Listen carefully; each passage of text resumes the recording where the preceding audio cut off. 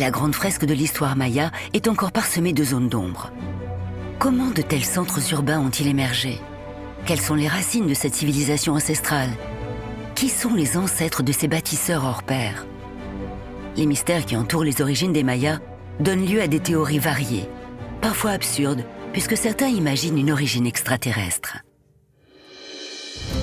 Mais aujourd'hui, une toute nouvelle découverte vient totalement bouleverser l'état de nos connaissances grâce à l'équipe d'archéologues de Takeshi Inomata et Daniela Triadan de l'Université d'Arizona. C'est Aguada Phoenix, une méga-structure hors du commun que voici reconstituée pour la première fois en images de synthèse. Située en territoire maya, cette étrange construction pourrait enfin nous éclairer sur la genèse de cette civilisation.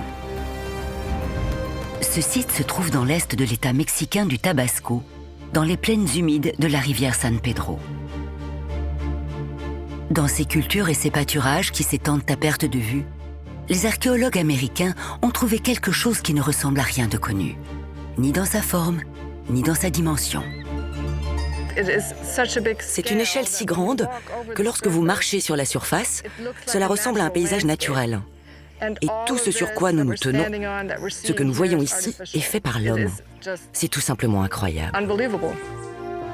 Ce qui est invisible depuis le sol reste également indétectable à l'œil nu depuis les airs, car tout est recouvert par une épaisse végétation.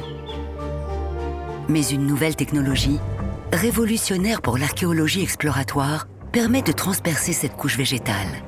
C'est un lidar, grâce auquel des impulsions laser envoyées depuis un avion donnent les détails précis du relief. Si nous faisions le plan détaillé d'une zone à la main, nous passerions au moins 2 ans à couvrir à peine 1 km². Mais avec un lidar, nous couvrons désormais des surfaces 1000 fois plus grandes en quelques jours. En analysant les relevés d'une campagne topographique effectuée avec un lidar, Takeshi Inomata a immédiatement repéré une immense forme surélevée, aux lignes trop régulières pour être naturelles. Le lidar a fait ressortir une très belle forme rectangulaire, gigantesque, ce que nous avons trouvé très étrange. Cela nous a donné l'idée qu'il y avait quelque chose d'énorme, un site très important que personne ne connaissait avant. C'est une grande surprise et c'est très excitant.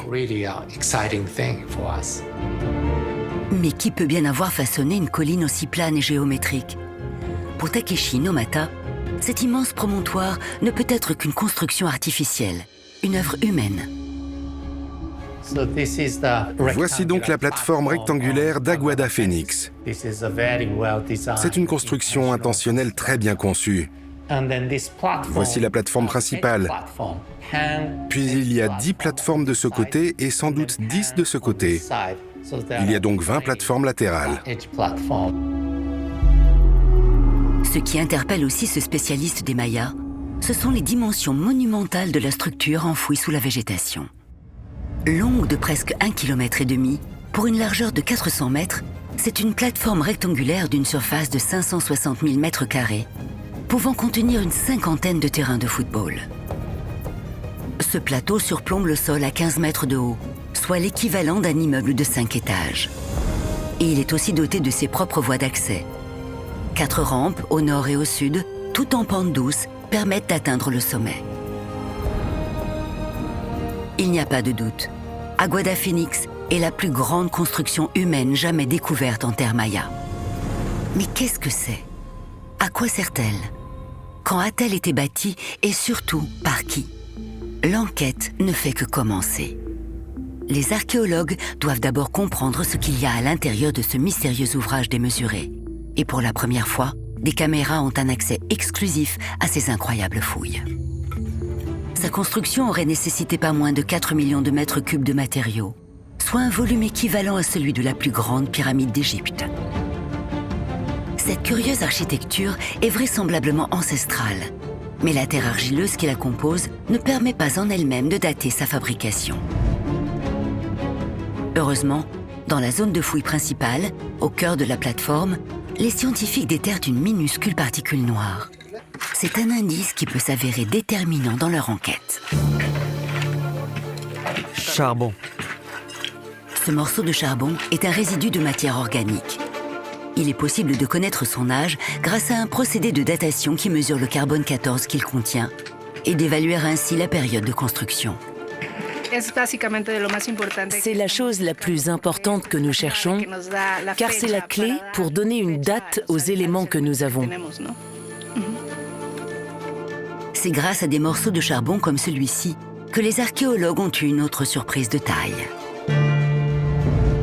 Aguada Fénix est non seulement la plus grande structure archéologique jamais observée en territoire maya, mais c'est aussi la plus ancienne que nous connaissons.